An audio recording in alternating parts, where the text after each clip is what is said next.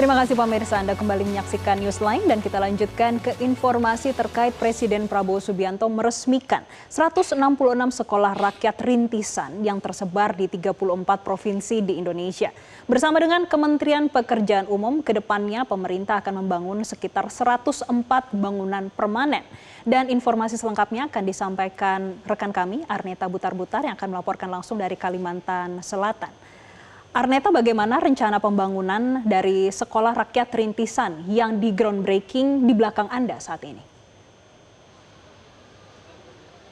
Ya, Jessica dan juga Febrian, Presiden Prabowo Subianto baru saja meresmikan 166 sekolah rakyat yang tersebar di 34 provinsi dan menjangkau 131 kota kabupaten di wilayah 3T.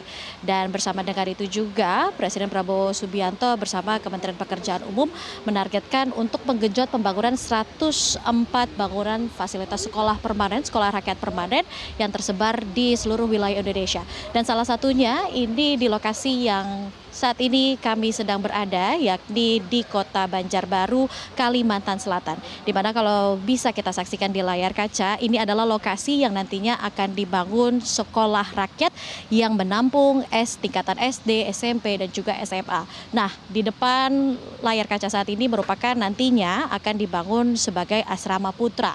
Dan di sisi sebelah kanan nantinya ini juga akan dibangun untuk kantin SD, di mana proyek pengerjaan ini masih terus dilakukan di lahan seluas 9,4 hektar ini. Dan juga ditargetkan ini bisa rampung 240 hari kalender pengerjaan, di mana diketahui bahwa pengerjaan ini sudah dimulai sejak 17 November 2025 lalu. Artinya ini tinggal menghitung bulan saja sehingga target pembangunan dari sekolah rakyat rintisan yang berada di Kota Banjarbaru ini bisa rampung nanti pada bulan Juli mendatang, karena memang pembangunan ini tengah digenjot untuk bisa nantinya dinikmati para siswa dari Desil 1 dan juga Desil 2 agar bisa menikmati fasilitas sekolah yang ada di sekolah rakyat saat ini. Dan untuk mengetahui proses pembangunan dari sekolah rakyat di Kota Banjarbaru, sudah bersama dengan kami Dirjen Prasarana Strategis Bisma Staniarto. Selamat sore Pak Bisma. Pak Bisma, ini tadi kan Pak Dodi Hanggodo, Menteri Pekerjaan Umum, juga baru saja melakukan groundbreaking di lokasi kita saat ini di Kota Banjarbaru. Tapi kalau boleh Bapak jelaskan lagi, sebenarnya progres dari pembangunan sekolah rakyat ini sudah seperti apa? Ya, terima kasih. Jadi kita berada di salah satu lokasi pembangunan sekolah rakyat ya, di Banjarbaru. Ini bagian dari yang 104 lokasi itu. Khusus untuk di lokasi Banjarbaru ini progresnya sudah sekitar 7%. Ya, masih plus deviasinya. Rencananya 4%, tapi kita sudah 7%.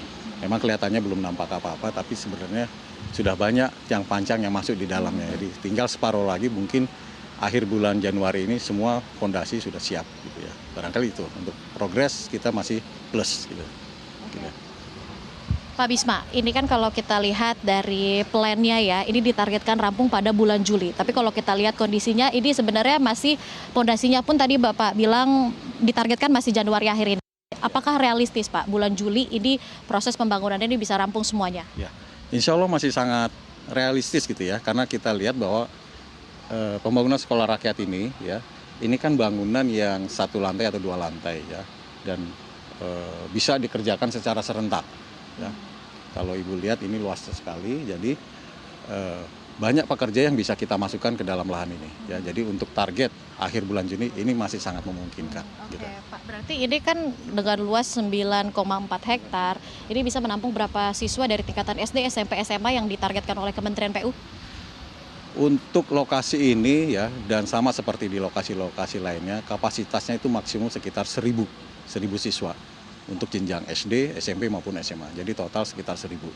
Tapi mungkin nanti Kemensos ada kebijakan lain, barangkali nanti penerimaan siswa barunya secara bertahap, tidak langsung 1.000. Ya, tapi kapasitasnya bisa menampung 1.000. Oke, baik. Pak, ini kalau boleh diceritakan, adakah alasan khusus kenapa Pak Hanggodo melakukan groundbreaking di wilayah pembangunan sekolah rakyat di wilayah Kota Banjarbaru? Ya. Sebenarnya tidak ada alasan yang sangat khusus sekali, kebetulan Pak Presiden sedang berkunjung ke sini juga sekalian, karena semua lokasi kita itu sangat siap untuk dilakukan seremoni groundbreaking. Ya, jadi barangkali waktunya momennya bersamaan dengan kegiatan Pak Presiden, mungkin itu Bu. Pak Bisma, tadi kan kalau kita mengutip dari pernyataan Pak Menteri PU, ada titipan dari Presiden Prabowo Subianto terkait struktur bangunan ini harus kuat karena untuk penggunaan jangka panjang. Nah, dari pemilihan material sendiri dari Dirjen PS ini, apakah ada QC lagi yang dilakukan atau prosesnya seperti apa untuk pemilihan material agar rangka bangunannya ini bisa kuat untuk jangka panjang? Ya, jadi tadi selain dari Pak Menteri juga ada pesan khusus dari Pak Presiden pada acara sebelumnya. Beliau sangat menekankan agar kita betul-betul jangan sampai ada korupsi, gitu ya. Kemudian ditekankan kembali oleh Pak Menteri, ya supaya tepat mutu, ya tepat kualitas, tepat biaya dan tepat waktu, ya untuk menjaga bahwa ini pekerjaan bisa berlangsung sesuai dengan kualitas yang diminta. Ya kita ada konsultan perencana, konsultan pengawas, ya, dan setiap hari tentu dibantu juga oleh tim dari kesatkeran kami. Ya, dan kita juga, kalau Ibu nanti mungkin lihat di Jakarta, kita ada ruang khusus ya memonitor setiap lokasi. Ya, jadi dari sana kita bisa lihat progres masing-masing pembangunan SR ini. Mungkin ya. Baik, itu tadi soal yang di Kota Baru, Kota Banjarbaru maksud kami. Tapi kan ini kalau di Kalimantan Selatan ada 2 daerah lainnya, artinya ada 3 pembangunan sekolah rakyat, yaitu di Tanah Bumbu sama Kota Barito Kuala. Itu progresnya sudah dengan yang di Banjarbaru atau bagaimana proses pembangunannya? Kalau yang paling cepat barangkali yang malah di Tanah Bumbu, ya. Yang agak terlambat adalah yang di Barito Kuala karena tanahnya tanah rawa. Jadi kita perlu treatment khusus, ya memang agak terlambat, tapi masih sesuai dengan rencana.